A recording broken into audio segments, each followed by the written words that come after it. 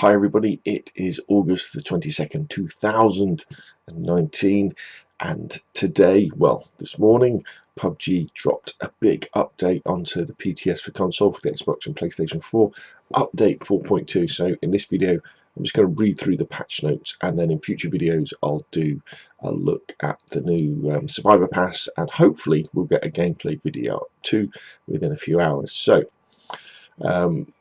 go to the link in the video description down below and you can read the patch notes yourself, and also you can read the console update announcement, which is really cool. It basically goes into details about how they're shortening the gap between PC updates and console updates, and how they're bringing crossplay between PlayStation and Xbox to PUBG probably in September.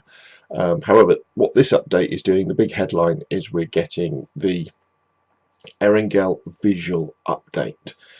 So the kind of schedule for this is you can play on the PTS, and I put play in inverted commas because sometimes it can be a bit challenging getting games on the PTS from, well, it would have been 4 o'clock this morning, Central European time, to 1 o'clock on August the 27th.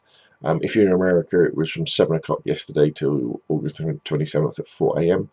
And then the live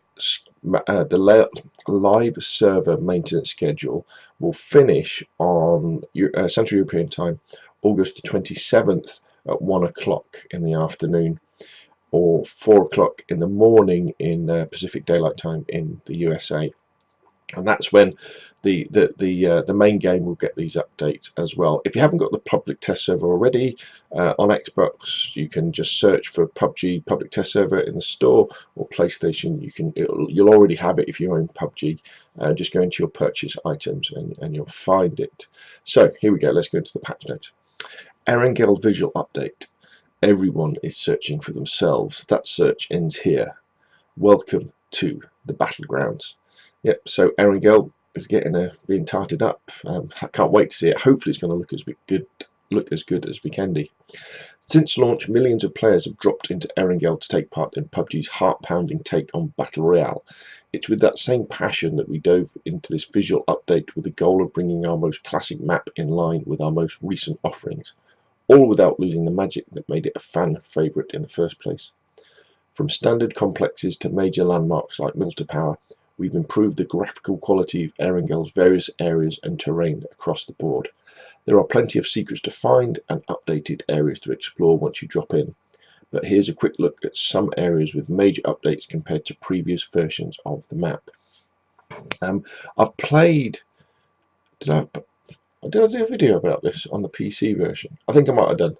The problem I have though is that if I want to do a video about the PC version, I've got to borrow my son's computer.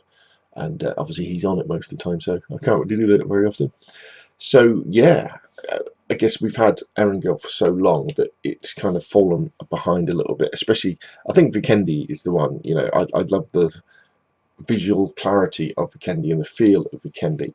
The problem could be though is that Vikendi has been one of the worst running maps on console because of all that extra detail and I guess memory that is required to make it look that way. So let's have a look. So military base, get the statues changed. Milter Power, yeah, looks like one of the cooling towers has been destroyed, and a lot of this is building into the lore that they're kind of putting into PUBG now. And I'm on the fence really about this, about how good it's going to be, because I thought one of the great things about PUBG is that we didn't really know why. You know, why is there the battlegrounds? Why are people being dropped onto these islands and these areas to kill each other? And what they've done now is that they're basically starting to tell us why. This is why.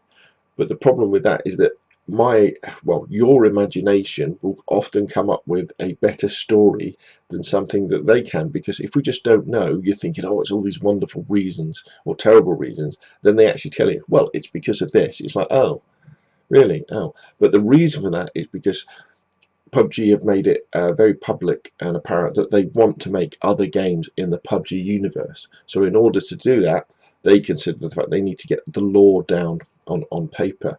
There's a new studio that's opened up in America, which is being run by one of the ex COD developers, and they're going to be developing a game. Probably it'd be really interesting to see like a single player campaign game. Or I've heard it mentioned that people wouldn't mind a open world survival game, a bit like DayZ, but with the PUBG feel. But I kind of think that's DayZ, really, isn't it? So Mansion gets a bit of a, looks very different actually. Prison, all looks a lot more worn in, doesn't it? A lot more damage. We've updated existing terrain, signage and buildings, and have added a small number of buildings to some areas as well. To better illustrate Erangel's history, terrain elements have been added or revised. Trenches, blast marks, camo net, and abandoned tanks have been added across different areas of the map. Yeah, look, there's a gun emplacement there. I guess these are trenches. Where's that?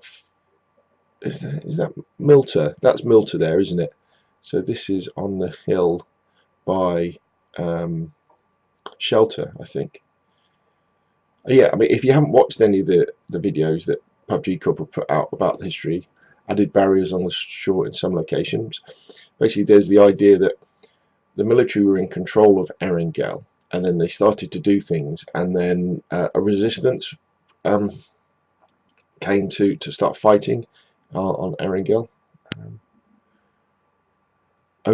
Overcast weather added to Erangel. There's a side to you that I never knew, and the games you'd play you always win, but I set fire to the rain.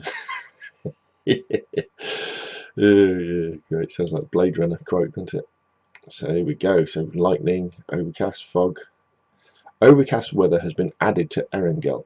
When a match starts with the overcast weather on Erangel, the weather will change dynamically over the course of the match between overcast, windy, hail, light rain, and heavy rain, which will be rain with lightning and thunder, and fog. Ooh. Destructible objects. These should be interested. Destructible pylons and barricades have been added to the map. They can be destroyed by vehicles, weapons, and explosions, but do provide a limited amount of cover until they are destroyed. Brilliant.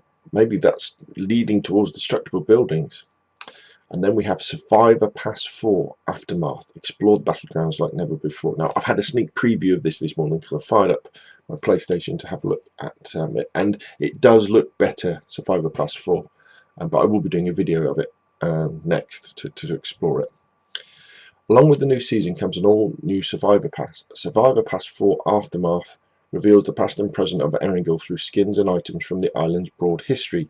There are over 100 rewards to unlock by completing a variety of missions and leveling up your pass. Brand new to Aftermath is the addition of cooperative mission systems, where players can work together to complete mission goals and earn rewards. The mission chain system has also been improved, allowing players to use BP, battle points, to swap out more missions than before. Pick up Survivor Pass 4 Aftermath today and explore the battlegrounds like never before. I don't think you can buy it yet. Survivor Pass period. It will last for 8 weeks, beginning on August 27th and ending on October the 22nd. The Survivor Pass and level up items will be available to purchase until October the 21st. Level up items can be purchased in 5, so you can level it up. And what happens is when you log in to the PTS, you get a 20 level pass to apply so that you can kind of see the skins and things and put them on and play around with them. New cooperative mission system, so you can kind of see this in the middle here. So the idea is that, I guess it's a bit vague, but I guess probably every day or maybe every week, if the community, so everybody in PUBG completes this target, then you will get this skin as well. Survivor Pass 4 Aftermath has a new cooperative mission system that allows players to work together towards milestones and rewards. You can view the mission progression gauge on the mission tab and receive rewards when each step is completed. There are 5 phases in total, each with a unique reward upon completion. Well, that will be interesting anyway. So we're working together as a community. Improved mission chain system. You can swap out up to 3 daily missions per day for free. Battle points can be used to swap out daily or even weekly missions. Players who complete all 3 daily missions can use 1500 battle points to get a new set of daily missions to complete. When unlocking new rewards, a prompt will allow you to go directly to the appearance tab by clicking the button in the pop-up. Oh, that's good, so you can actually see what you've earned. General mission details, mission update schedule, it tells you when it's going to happen. Premium missions, these are additional missions for those who purchase the Survivor Pass. Rewards are granted upon completion of a set of missions. Season missions, these missions are available throughout the duration of PUBG Season 4 with 5 missions, 2 for free, 3 for parcels, and grant rewards. Because they haven't said it, but what happens now is that under the weekly tab, not only do you get the normal missions that we're used to in the previous Survivor Passes, but there's more premium missions as well. Because it was always a bit odd, I thought, wasn't it, that when you bought the premium pass, when you bought the Survivor Pass, you didn't get that many more opportunities to earn more Survivor Pass points or Survivor Pass XP than a normal player did. That you had the premium missions, there were, but they were quite difficult, lots of those, and they tended to you tended to stop after a while because you'd hit a brick wall with sometimes. But now under the weekly tab, you get so I think that there's the normal number of ones that everybody can do, and there's premium ones underneath.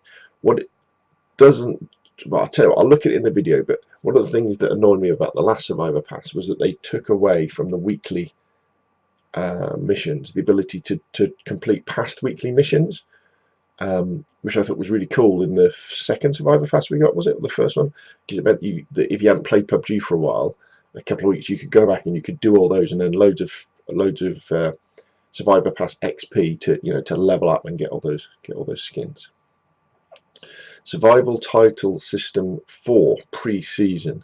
So this is like the ranking system, isn't it, for PUBG? It is a ranking system, but it's really based on time played, not skill. You get to the top of the survival title system by playing an awful lot of PUBG, not by being a good, in inverted commas, PUBG player.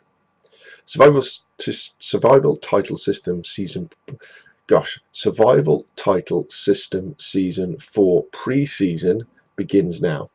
For the same reason, we've changed the numbering of our patch to update 4.2 instead of Xbox update 10, PS4 update 7. We are skipping Season 3 and jumping right into Season 4. We want to ensure that Season 2 rewards for console were identical to the Season 3 rewards for PC, so there are no rewards that have been left out from what was available on PC. Season 4 pre-season will be available for about 1 month, and all SP gained during the pre-season will be transferred once Season 4 officially begins. Also, as a thank you for your kind understanding due to having 2 weeks off season and a shorter length of official Season 4, we are giving 1,000 season points to all players who played PUBG during Season 4 pre-season. Alright, so this Season 4 pre-season schedule start when live update maintenance ends on August 27th, end when the live update begins in early October. Okay, so this right, okay, survival points. Survival points will be accumulated during Season 4 pre-season, and all survival points you have gained will be transferred to Season 4 when it officially begins. With the start of Season 4, 1,000 survival points will be distributed to all players that have a game history from Season 4 pre-season.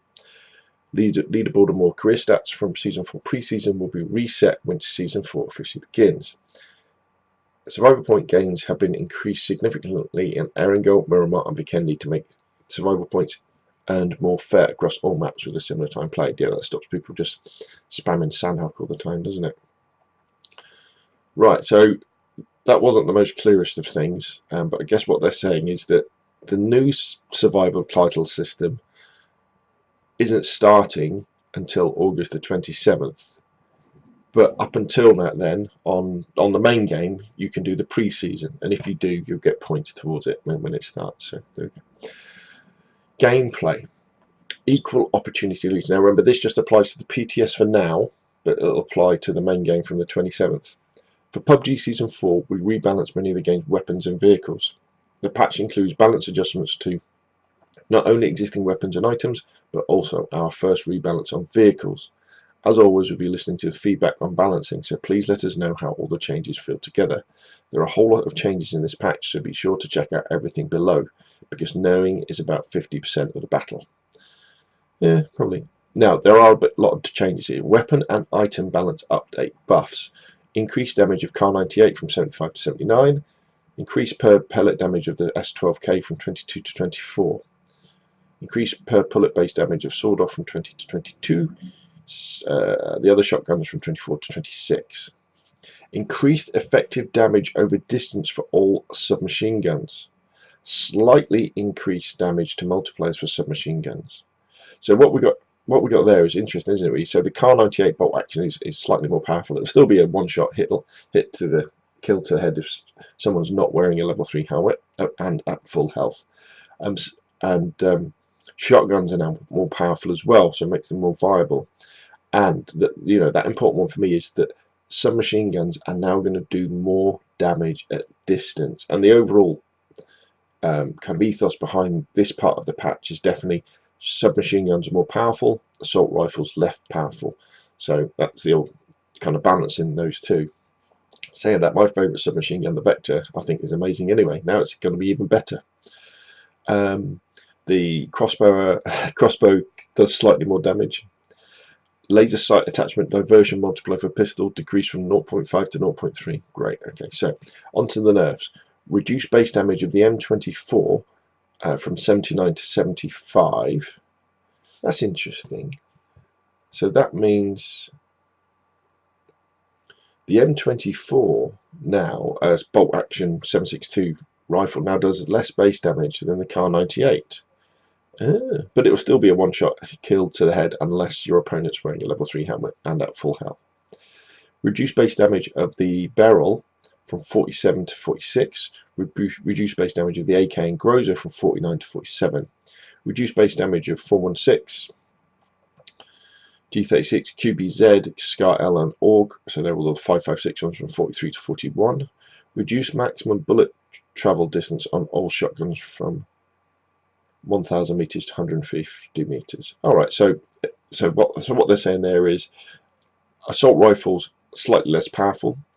Looks like the 5.56 weapons have suffered the most, and shotguns, you can't use a shotgun as a sniper now because the bullets will only go 150 meters. We're going to have to see in game what that's like. I mean, for me, the most important thing about a weapon is really its accuracy in terms of an assault rifle.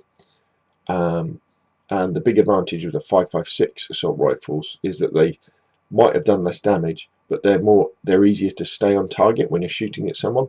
Whereas with the 7.6 assault rifles, they do a lot more damage, but they're a lot bouncier. And that's why the Vector submachine gun with its 9mm ammo was so effective, because it fires really fast and is very accurate. So you can use it at kind of medium range, like you would an assault rifle. So let's see what happens. Duckbill attachment now distributes bullets vertically instead of horizontally. Great, that's right. Crossbow will now have visible tracer. Added a top rail to the Uzi to allow a red dot. Now that's interesting.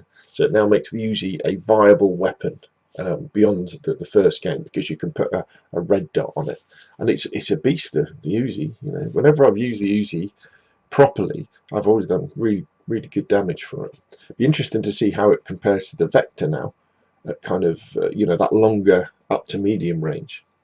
Depends on the recoil. Vehicle balance update buffs. Improve the handling of rear-wheel drive vehicles. Buggy, Mirado, Roni, motorbike, snowmobile, scooter and Tuksha. Regular and 3-seat motorbikes. Stabilization improved. Well, that's welcome. Increase the maximum speed of the scooter from 90 to 105 kilometers an hour, so you can really kill yourself on Sandhawk now. Greatly improved handling of the buggy and increased buggy's wheels durability by 50%. That's good, because whenever you were going over the bridge and somebody was doing a bridge block, it was easier for them to shoot out your tyres, wasn't it? Increase the maximum speed of buggy from 92 to 100 without boost. Increase the hit points of UAZ from 900 to 1200. Increase the hit points of the Tuksha from 500 to 1000, and also made it faster, so you're going to be less of a moving bomb now on Sandhawk. Nerf. Decrease the hit points of Mirado from 1000 to 900. All motorbikes now consume roughly 50% more fuel. Now that's a big difference. So if you've got a motorbike, you're going to find yourself running out of fuel on long distances. Decrease the acceleration and boost multiplier for the Dacia, so it will take longer to get to maximum speed. Dacia and Murado vehicle speed will now be reduced by around 15% when driving on surfaces like sand, mud, grass or dirt. When driving on rocky surfaces with any vehicle, friction will be decreased by 10%, making them more difficult to control. All makes sense. Improved new buggy and Murado sounds. Visual effect while using boost has been removed and replaced with high RPM engine sounds. Improved aiming while inside vehicles to be more steady. Improved the first-person camera view inside most vehicles. New features. Added auto acceleration to vehicles, identical to auto run. Auto acceleration can be activated by double tapping right trigger, just like auto run. Oh, that's cool. So when you get in a car, you can just control the driving while you're having a cup of tea. Added locking mechanism to the BDM2. Only teammates will be able to enter the BRDM2. There we go. Unless everybody gets out, then anybody can. Added car audio feature to play preset music while inside a car. Only the driver can control this feature. Core audio will stay turned on even after players exit the vehicle. Turning the audio on and off while inside a vehicle will play random music. Use the right key, D-pad, to play or stop the music. Volume of the music is determined by the volume set in settings, audio, gameplay volume. Music will stop playing automatically after a full song. Music can be stopped by destroying or flooding the vehicle. Excuse me, I've got a bit of a runny nose. Healing and boost item improvements. Healing and boost items can now be used while moving. You'll be limited to walking only. Press the use button, X or square, or run and jump keys to cancel. Bandages will now be used continuously until the player fully heals to the maximum 75% health and runs out bandages. Oh, that's cool. So right, that's really good. First aid kits can no longer heal additional damage when you receive after the healing starts. Previously, if damage was taken after the 2-second healing period started, any additional damage received would be healed if the total healing amount was still 75% left. Medkits and adrenaline syringes will now stack in the inventory rather than occupying one inventory space per item held. Oh, that's good. I don't know what that means. We'll be able to carry more stuff. Visual effects improvements. Optimize and rework the visuals of the Molotov cocktail. Optimize and improved weapons and vehicle shaders. Optimize and improved frag grenade explosion effects. Different effects will be used depending on the surface the frag grenade explodes upon. Optimized and differentiated muzzle flashes effects for each weapon. Vehicle engine toggles. Here we go. Now the vehicle engine can now be turned off or on by pressing the left key on the D-pad. The engine can be turned off while driving after gaining momentum and can be used for quiet tactical maneuvers. That's really cool, that, isn't it? Once the engine is off, pressing right trigger to accelerate or pressing left key will start the engine again. Vehicle engines will automatically be turned off if the vehicle stays at standstill for 8 seconds or 2 seconds after the driver gets out. Throwable friction adjustment. Adjusted the friction force of throwables to make rolling movement more consistent and predictable. Smoke grenades. So smoke grenades will travel shorter distance, stuns and frags will go further. Improve the visibility of reticles against bright backgrounds. Visibility of all sight and scope reticles against bright backgrounds such as Vikendi has been slightly improved. Erangel Blue Zone balance changes. We're making changes to the Blue Zone on Erangel thanks to player feedback and changes in gameplay since the most Erangel rebalance. The size of the safe zone in early phases has been reduced. Blue Zone waiting time in early and mid-game phases has been reduced. Movement speed of the Blue Zone during some mid and late phases has been decreased. Blue Zone waiting time for the final phase has been reduced. So early game is going to go faster, late game is going to go, mid to late game is going to go slower. Turntable added to Erangel. Added a new playable turntable which can be found across Erangel. Turntables are spawned randomly on Erangel. Press the use key to turn the music on or off. Turntables can be destroyed and will not be causing any damage when destroyed. Music played on the turntable can be heard by all nearby players. Music will stop playing automatically after one song. The featured map will remain as Erangel, woohoo! So that we can experience the Erangel visual update. The volume of Vikendi's ambient wind noise has been reduced. Oh, shame. I love the sound of Vikendi. The plain map UI now resizes dynamically when zooming in the map. Weapon mastery improvements. Improved UI elements such as the icons and other aspects of the layout in the mastery tab. The last match report notification on the upper right side of the lobby will no longer show if no weapon mastery XP is earned. Makes sense. Time bonus values which were incorrectly displayed in the match results screen have been fixed. Menu background character rendering effects have been improved to better fit the lobby background. In-game HUD improvement. Helmet and vest health is now better visualized on the UI along with the backpack capacity. Weapon firing mode is now represented visually by icons instead of text. Oh, that's cool. So you can now, what you can see here is that, yeah, so I guess you can see that the colouring in your backpack drops down, doesn't it? It goes up as it gets full, and I guess the damage, the colouring disappears and it goes red when it gets dangerous. To reduce unnecessary clutter, certain HUD and UI elements are no longer displayed when waiting to start a match. The game version number, blah blah blah blah blah. Emote UI improved. Yep. Wheel size has been reduced and its location has moved from the center to the right side of the screen. Wheel responsiveness has been improved. Removed screen blurring effect around the wheel UI. Total emote wheel slots reduced from 12 to 8. Good. Performance map loading speed has been improved. Improvements have been made to reduce instances of hitching and stuttering. Optimized calculation of character movement outside the player field to improve performance. Custom match.